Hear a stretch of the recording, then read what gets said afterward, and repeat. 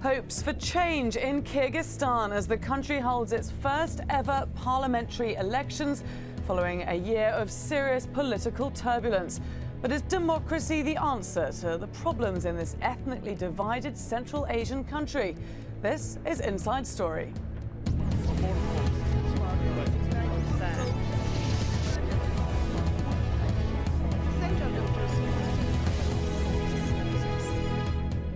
Hello and a very warm welcome to the programme. I'm Laura Kyle. It's the very first time the people of Kyrgyzstan have directly voted for their parliament. Sunday's elections are a result of a revolution back in April. The then President Kurmanbek Bakiev was overthrown and replaced by an interim government headed by Rosa Otunbayeva. She promised a free and fair election to bring about political reform and stability. James Bays reports now on the hopes and fears of the people of Kyrgyzstan. At polling stations across this country, the people of Kyrgyzstan are voting in the first ever parliamentary democracy in Central Asia, a region where all the neighbouring countries are authoritarian regimes. I think it's a defining moment. We can change to a new form of government. It's crucial. That's why I came here with all my family.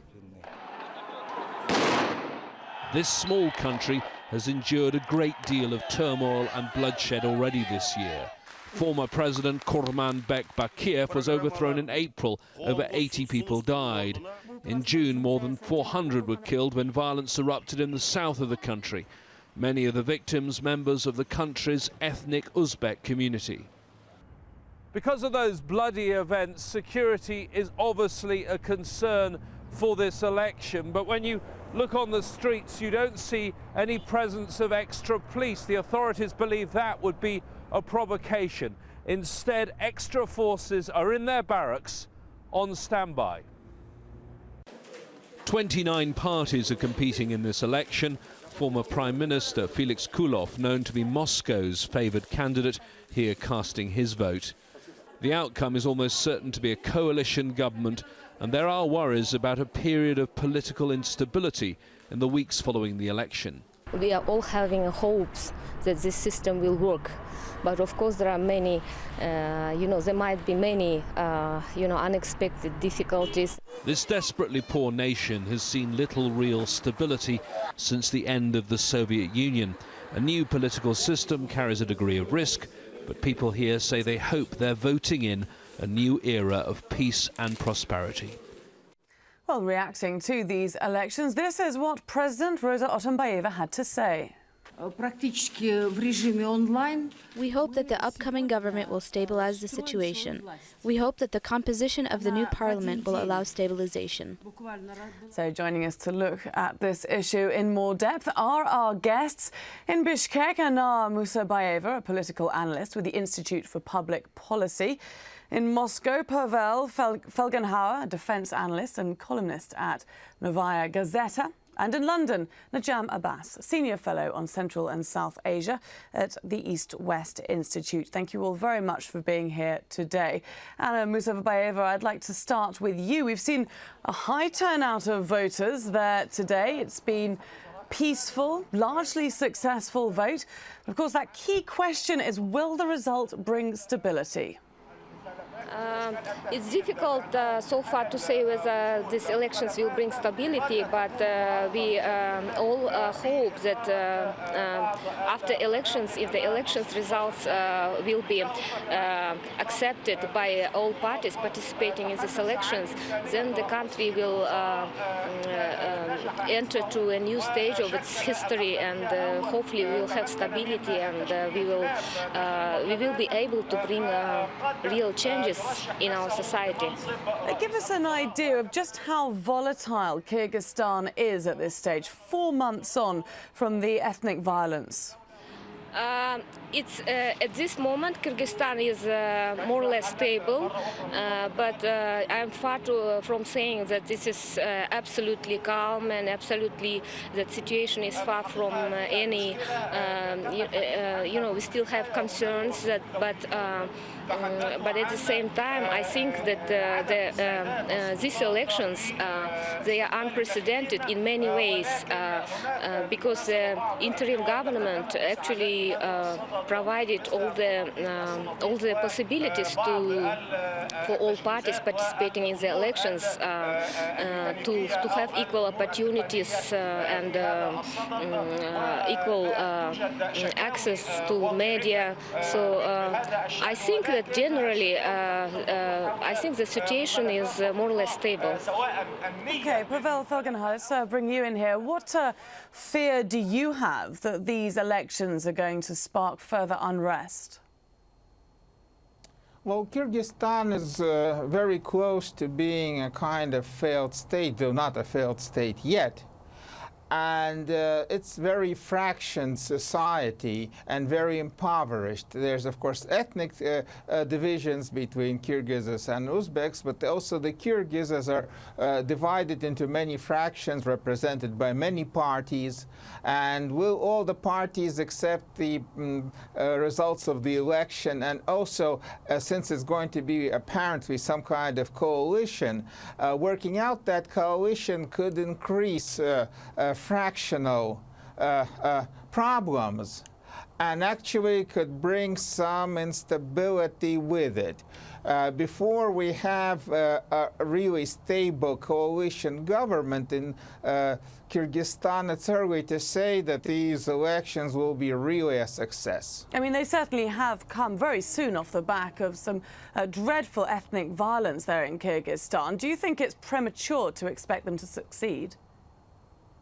I mean, right now, the problem is not so much the ethnic violence between the Kyrgyz and the Uzbek minority, mostly living there in the Fergana Valley.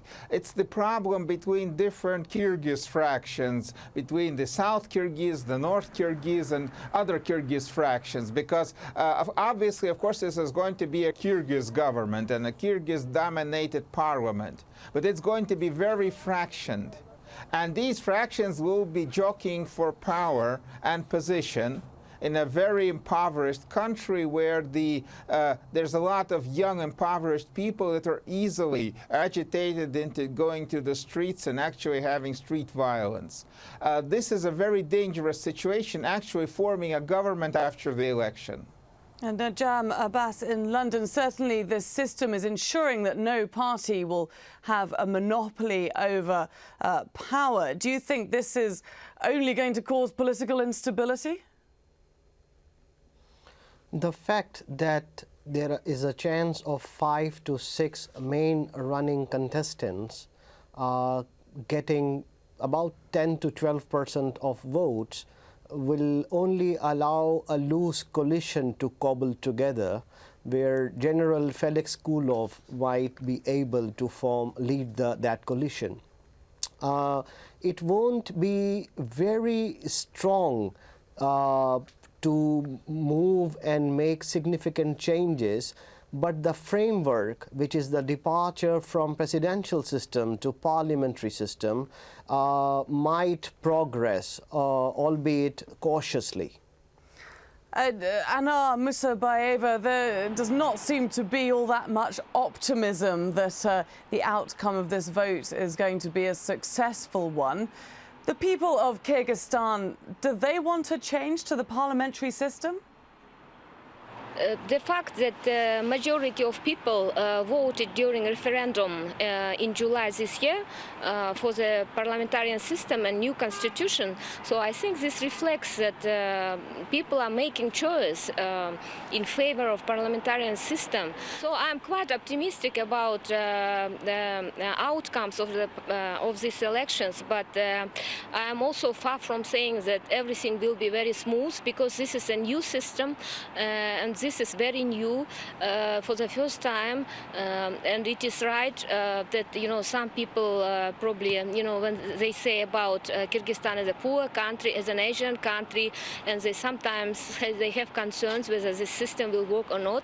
But on the other hand, I think that the majority of people in our country, they really they have hope that this system will work, and I think that many people realize that it's up to our political elite and also up to our citizens to make the system work. I mean, indeed, you do need a very strong prime minister, someone who's going to be able to create some sort of political unity. Is there anyone there who fits the bill? At this moment, it's difficult to say who will be the prime minister, but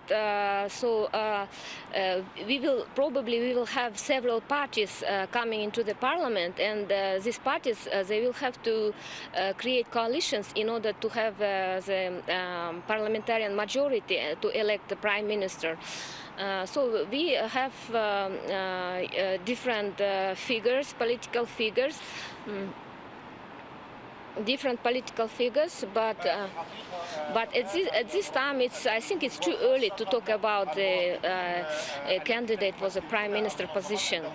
Okay, Mr. Abbas, there does seem to be a very broad divide between the parties in this election, between those who are pro-creating this parliamentary system and indeed those who are very anti it and would like to see all these constitutional changes undone. Do you think there's any chance that they're going to be able to reach a compromise?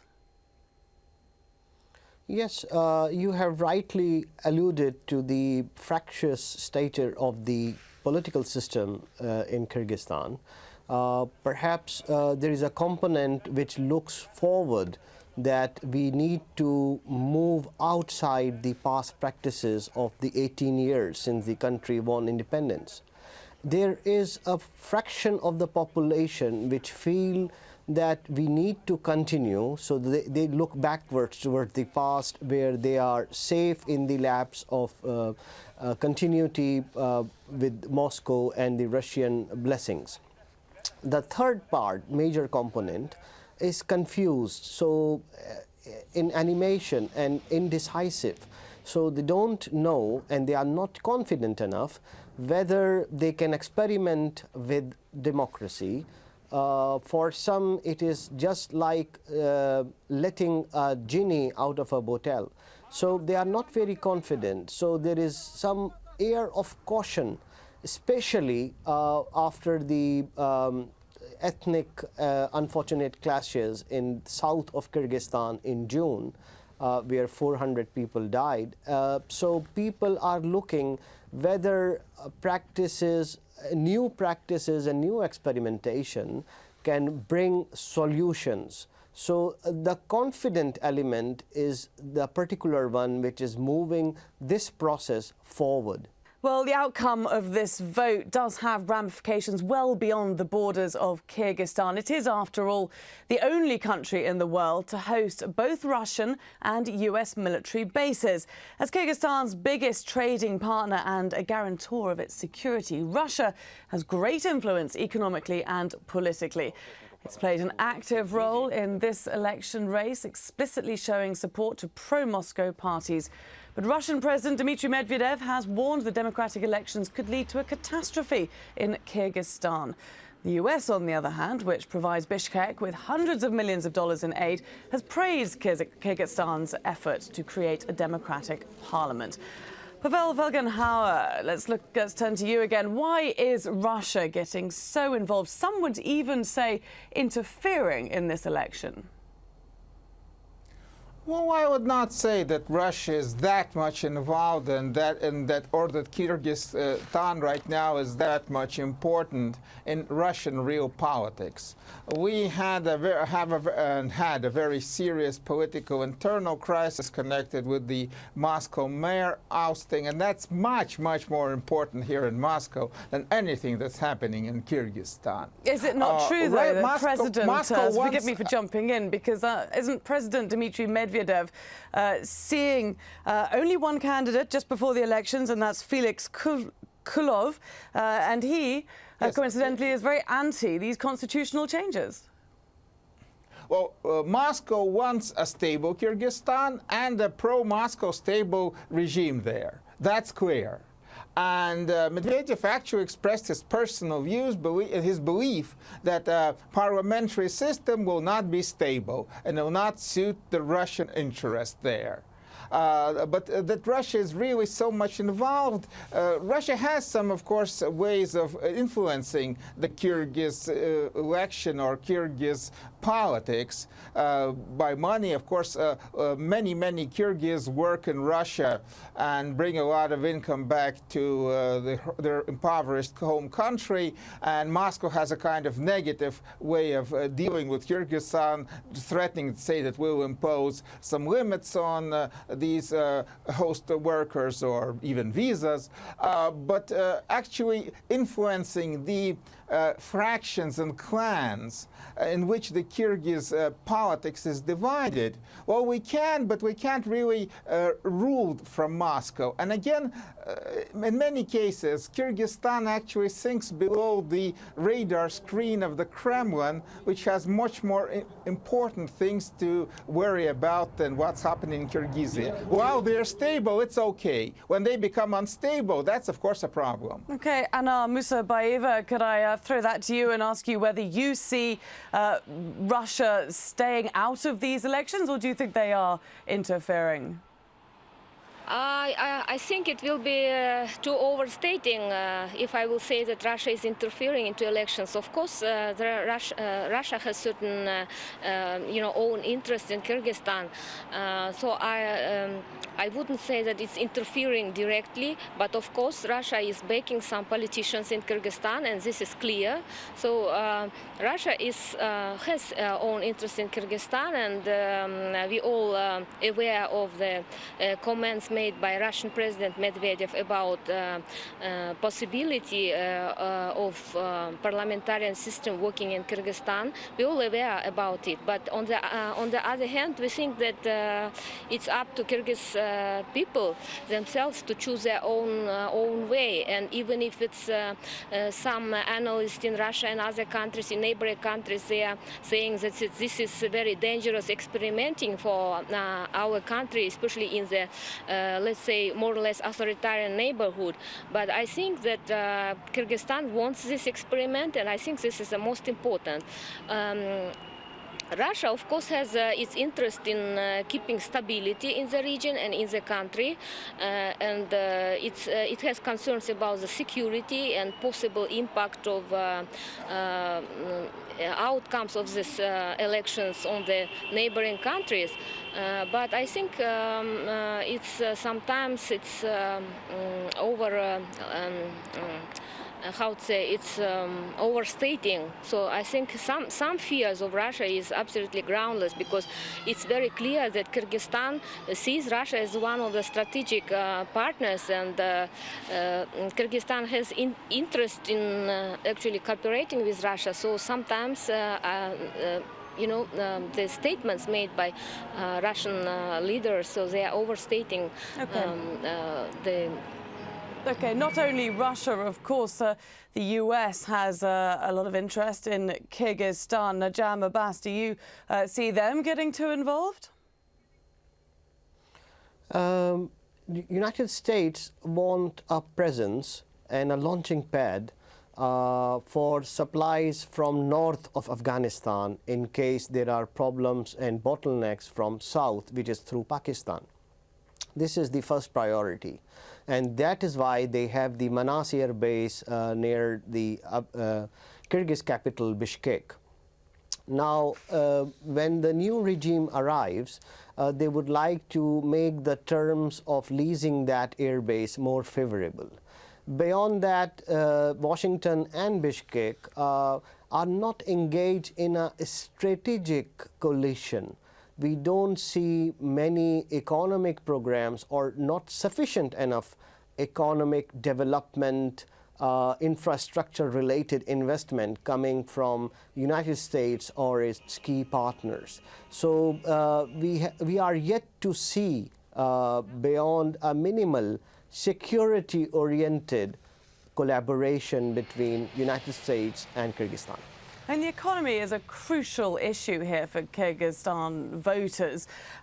Do you think that any new parliament is able to address issues of economy when it's going to be so wrapped up in forming coalitions? We are not expecting any radical solutions that will come about from a departure in Kyrgyzstan from the presidential system to the parliamentary system. Much will depend on the new MPs, the member of the parliament, if they would like to go for unifying the country, integrating the politics, or continue with regional politics, which divided the country's economic interest on ethnic and clan lines between southern Kyrgyzstan, which has a predominant Uzbek majority and they are well-established business entity, and between the landed majority, rural Kyrgyzstan in the south.